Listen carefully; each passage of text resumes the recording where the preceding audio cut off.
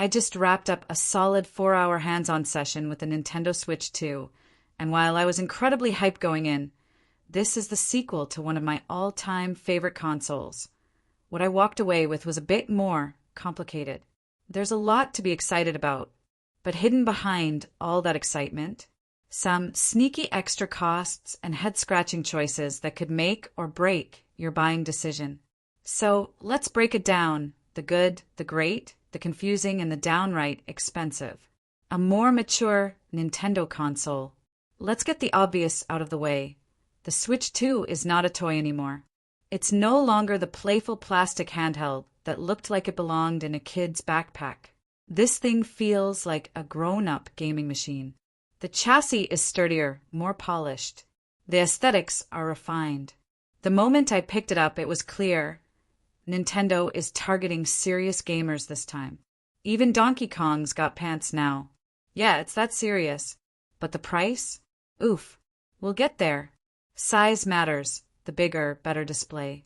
The Switch 2's 7.9-inch display dwarfs the original's 6.2-inch panel. That might sound small on paper, but it's actually a 60% increase in total viewing area. And let me tell you, it changes everything. It's larger than the Steam Deck screen, and honestly, it's one of the best decisions Nintendo has made. Nobody was sticking the original Switch in their jeans anyway, so why not embrace a truly immersive size? Multiplayer tabletop sessions? Way better.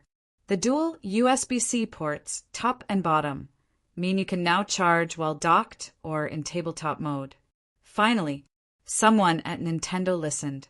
Hardware that actually feels premium. You can tell Nintendo took their time with this one.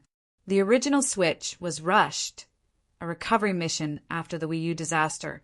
But the Switch 2 has had 8 years of refinement, and it shows.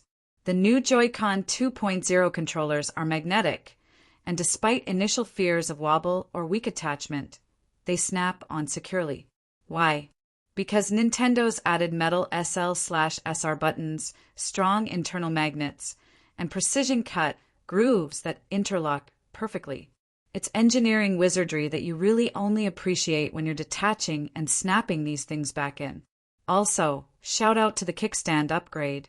Yes, it still looks flimsy, but it works, solid balance, rubber feet, and no more toppling over when you're gaming at an angle.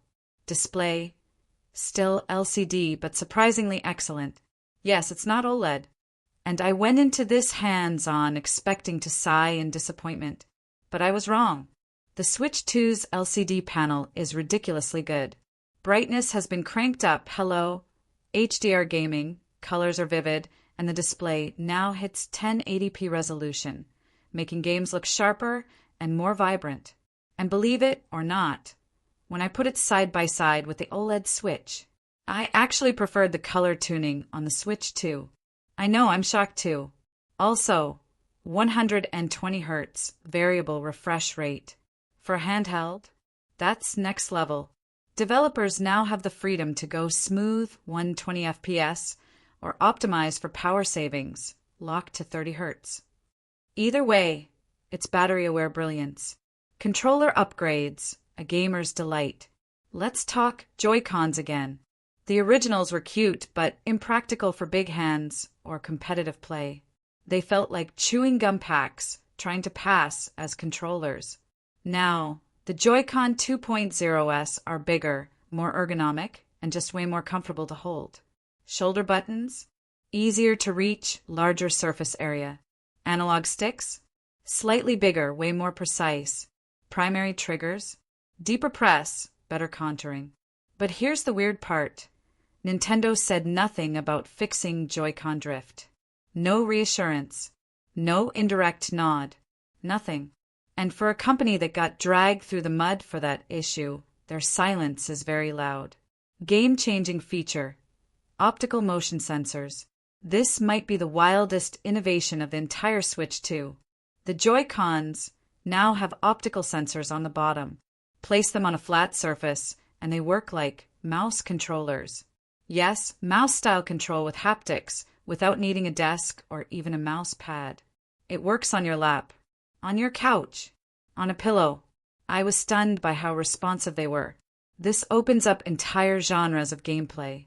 Video game strategy games like Civilization 7, already confirmed. Video game level editors like Mario Maker 3. Video game precision-focused mini-games like WarioWare. It's such a smart use of flat controller design that I'm honestly surprised no one thought of it sooner. Docking, now with 4K output. Drop it into the dock and boom, you're on the big screen. That much hasn't changed. But the dock itself has. New curved design to match the console. Guided insert structure for easier placement. Built-in fan for cooling and 4K support. That last point is key.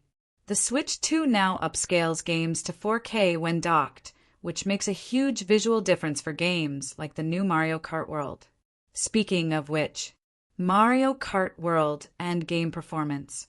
Even if you forget the new console, the fact that we're getting a brand new Mario Kart after 11 years is a huge deal.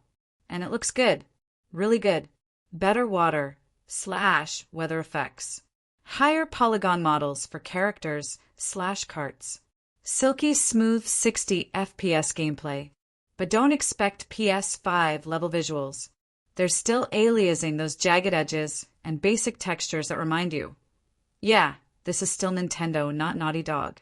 That said, in the handheld space, it's seriously impressive. The combination of size, performance, and portability makes this feel like the most complete Nintendo experience ever. Let's talk about hidden costs. Okay, here's where the honeymoon ends. The Switch 2 starts at $449. That's already a big jump from the original's $299 launch price. But it doesn't stop there. Here's a quick peek at the real cost of ownership. White heavy checkmark extra Joy-Cons, $89. White heavy checkmark Pro controller 2.0, $80. White heavy checkmark Joy-Con sensor clips for the mouse features sold separately.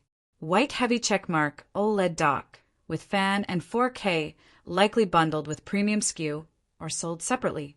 White heavy checkmark online expansion pass for full game library access subscription-based. So yes, $449 is just the beginning. Fully decking out your Switch 2 setup? You're realistically looking at $650 plus. That's console, plus accessories, plus a couple of games. Final thoughts should you upgrade? The Nintendo Switch 2 is awesome. There's no denying it. From the stunning new display, refined design, much improved controllers, to that unexpected mouse mode feature, it's a true evolution of what made the original Switch so lovable. Should you buy it? White heavy checkmark if you're a die-hard Nintendo fan. Yes. No brainer. White heavy checkmark if you skipped the original Switch. Absolutely. This is the version you waited for. Cross mark if you own a Switch OLED and only play casually. Wait. There's a lot more coming, and prices might settle. This is a console made for the future of Nintendo gaming, but it's asking you to pay for that future today.